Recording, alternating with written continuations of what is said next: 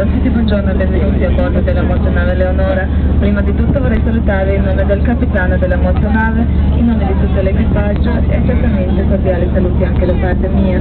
Io mi chiamo Nicolina e sarò la vostra guida per la visita di oggi, quindi se avete qualche domanda potete rivolgervi a me oppure agli altri membri dell'equipaggio. Spero che tutti si sentano bene e siamo pronti per la gita. Oggi visiteremo 3 isole e spero che stasera al nostro ritorno avremo tutti quanti un'esperienza in più e che le bellezze di questa parte del Nord Adriatico vi ricorderete per sempre.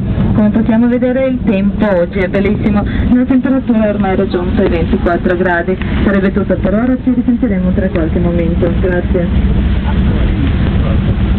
Liebe Gäste, guten Morgen, herzlich willkommen am Anfang. Grazie al Signore, bellissima.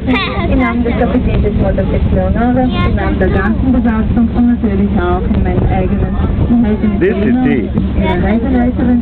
So, falls Sie irgendwelche Fragen haben oder irgendetwas brauchen, bitte wenden Sie sich an mich. Ich hoffe, dass Sie sich alle wohlfühlen und dass es eine ganztägige Schifffahrtsreise während der heutigen Fahrt. Sie werden ja 3 Inseln besuchen und ich hoffe, dass Sie heute Abend am Ende dieses Ausflugs alle um einige Schönheiten der Nordadria reicher sein werden. Wie Sie sehen können, haben wir heute wunderschöne Wetter.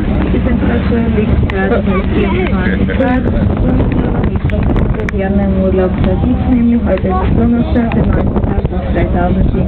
Also wie geht es hier alle von mir? Moment, jetzt melden wir Sie da in ein paar Minuten. Danke. Welcome on board of the Motorship Leonora. My name is Nicolina and today I'm going to be a tour guide. I hope you're all feeling well and that you're ready for our trip. Today we are going to visit 3 islands. As you can see, it's a beautiful day. The temperature at the moment is 24 degrees. You'll hear from me in a few minutes. Thank you.